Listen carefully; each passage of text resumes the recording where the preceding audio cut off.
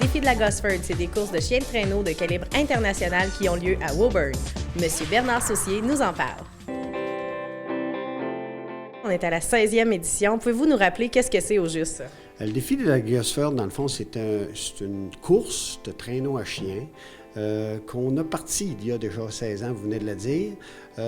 L'objectif initial était de faire la promotion du territoire public, la forêt du Mont-Gosford, les inviter à venir découvrir ce territoire-là. On a dit, bon, ben écoute, si on fait une activité intéressante dans ce territoire-là, les gens vont venir, puis ils vont se l'approprier, aller faire de la raquette, du ski de fond, du camping, il y a des refuges.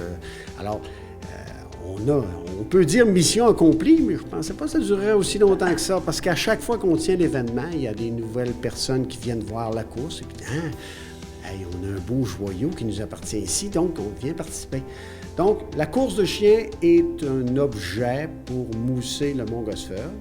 Une course de chiens, bien, c'est une course de niveau provincial. C'est sanctionné par le Club d'attelage de chiens du Québec et puis la Fédération internationale de chiens de traîneau, l'IFSS. C'est des courses contre la montre. Hein? Dans le fond, deux voitures, tu vas mettre deux voitures une à côté de l'autre, il n'y a pas trop de danger qu'il y ait des altercations entre eux autres. Mais des chiens, ça veut tellement, ces chiens-là, la fougue est là, ça fait que si on met deux chiens un côté de l'autre, ça ne marche pas. Donc, c'est une course contre la montre.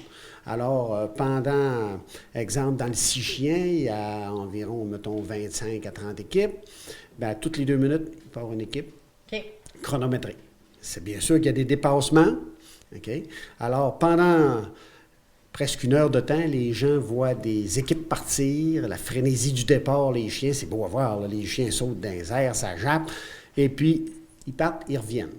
On a aussi, pour mousser le spectacle, on a installé un radar, comme on voit dans les municipalités, là, on a installé le radar. Ça fait que les gens peuvent voir la vitesse de pointe au départ des chiens. L'année passée, en passant, l'équipe qui a passé le plus rapide a passé à 42 km/h. Wow! Donc, c'est quand même... c'est pas un moteur, là, mais ça se pousse assez rapide. Hein? C'est très bien. Alors, on a la course à 6 chiens à compter de 10 heures.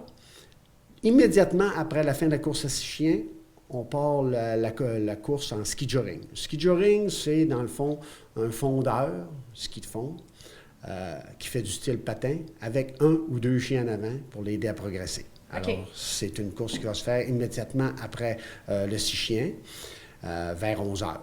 Ça dépend du nombre d'équipes qu'il y a dans le 6 chiens. Alors, on peut retarder un petit peu. À midi, on fait le 8 chiens. Alors, le parcours du 8 chiens est de 13 km, le parcours du 6 chiens est de 10 km. Alors, encore une course contre la montre pour le 8 chiens, 13 km. Et à 2 heures, ça va être la course à 12 chiens. OK. Et qui, eux, font 18,3 km. Okay. Donc, les gens peuvent assister au départ, à l'arrivée des chiens. C'est toujours très beau à voir. Ça se passe tout le long de la journée. Mais il y a d'autres activités aussi sur place. Bien sûr. Écoute, c'est une activité familiale. Donc, il va y avoir des jeux gonflables. On a 2 jeux gonflables pour les enfants. On a organisé à l'arrière de l'accueil des petites glissades en crazy carpet pour les enfants. La mascotte Polix va être là. Casse-croûte hivernale. Barbecue dans une tente dehors. Alors, je pense que les gens qui vont venir vont avoir quelque chose pour s'occuper toute la journée. Bon, c'est la journée. Du samedi, c'est mettons, on dit des qualifications. Dans le fond, le meilleur résultat dans le 6 chiens du samedi va partir premier le dimanche. OK. Et c'est le cumulatif des meilleurs temps des 2 jours qui fait le grand gagnant, premier, deuxième, troisième. Vers 15h30 le dimanche, il va y avoir remise des prix et des trophées. Donc, les gens peuvent assister samedi et dimanche, les 6-7 février, au Mont-Gosford. Et puis, moi, je voulais savoir personnellement, on pense toujours que c'est des huskies, mais c'est pas juste ça, les chiens qui sont là, hein? Bien, écoutez, à peu près n'importe quel chien est un chien de travail. C'est bien sûr que le husky est un chien qui a été sélectionné pour son endurance au froid. Ça n'a pas été un chien qui a été sélectionné pour faire de la haute vitesse. Okay? Le malamute, la même chose.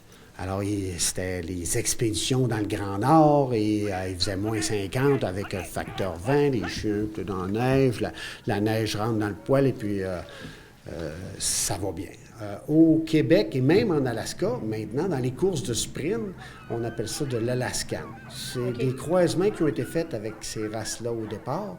Mais je dirais qu'il reste peut-être un 16e de husky dans nos chiens, là.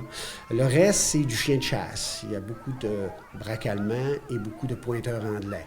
Il y a eu un petit peu de lévrier autrefois. Donc, c'est des chiens beaucoup plus hauts, beaucoup plus minces, les pattes plus longues, ils sont très rapides.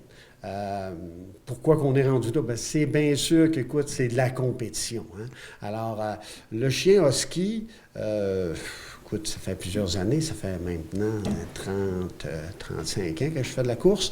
Au départ, on avait encore de l'Alaskan, mais l'Alaskan était beaucoup plus ressemblant au husky. Il était beaucoup plus haut, il était quand même plus mince, très rapide. Mais quand on arrivait à des températures comme on a eu au mois de décembre, des 0 degrés Celsius, des choses du genre, on voyait les chiens quasiment souffrir un peu de la température. Il y avait trop chaud. Il y avait trop chaud et souvent, c'est des chiens qui étaient sélectionnés pour se donner beaucoup. OK.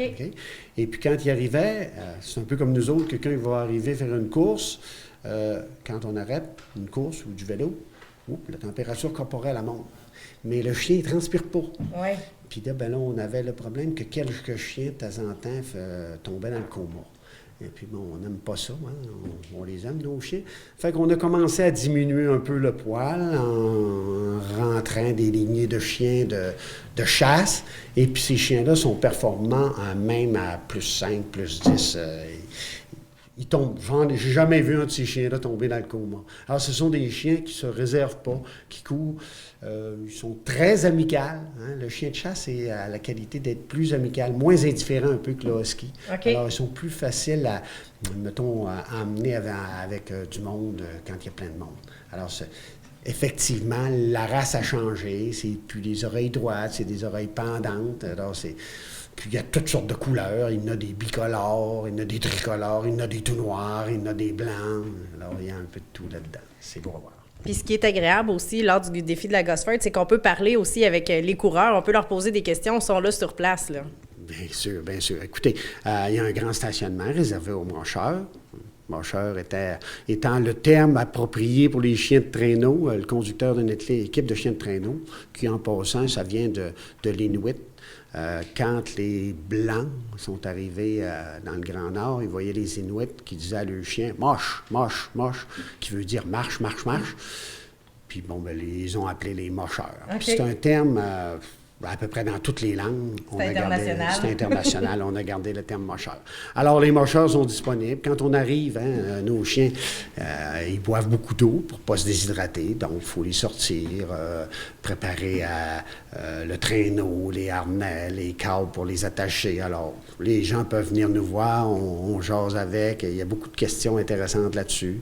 Qu'est-ce que ça mange? Puis, programme d'entraînement, n'importe quoi. On est disponible. Donc, c'est une invitation à participer au défi de la Gosford, aller voir les chiens, aller voir les mocheurs, aller participer aux activités. Et puis, si on veut plus d'informations, est-ce qu'il y a un site Internet qu'on peut visiter? On peut aller sur le site du Mont Gosford. OK? Alors, vous avez juste à taper en Google Mont Gosford, vous allez arriver sur notre site et puis il y a de l'information sur les heures et tout ça. Mais on peut aussi voir qu'il y a un beau territoire à utiliser dans le Mont Gosford, en raquette, en ski de fond et tout ça. C'est tellement naturel. Oui. C'est dans la nature, on arrive là. C'est sûr que cette fin de semaine-là, ça fourmille. Là. Il y a beaucoup de monde, là, mais en temps normal, c'est tellement paisible, c'est agréable. Les mocheurs qui viennent courir chez nous, dans le fond, on n'est pas habitué d'avoir ça dans un territoire public. Il y a toujours des motoneiges, il y a toujours des traverses de chemin, il y a toujours des choses du genre. Nous, on est en flanc de montagne, on monte une montagne, on arrive sur le panorama, l'autre côté de la montagne. Les jeunes disent hey, « c'est beau chez vous, c'est beau, c'est beau ». Alors, c'est très agréable. Alors, même le chemin pour s'y rendre est de toute beauté. Oui. Alors, venez découvrir ce beau territoire-là. Venez voir les activités de chiens de traîneau. Vos enfants vont en avoir plein la journée. Hein. Les enfants, il faut les occuper, pas qu'ils gèlent. Donc, ça devrait être une très belle fin de semaine. Et c'est un rendez-vous. Merci beaucoup, M. Saucier. Merci à vous, Sophie.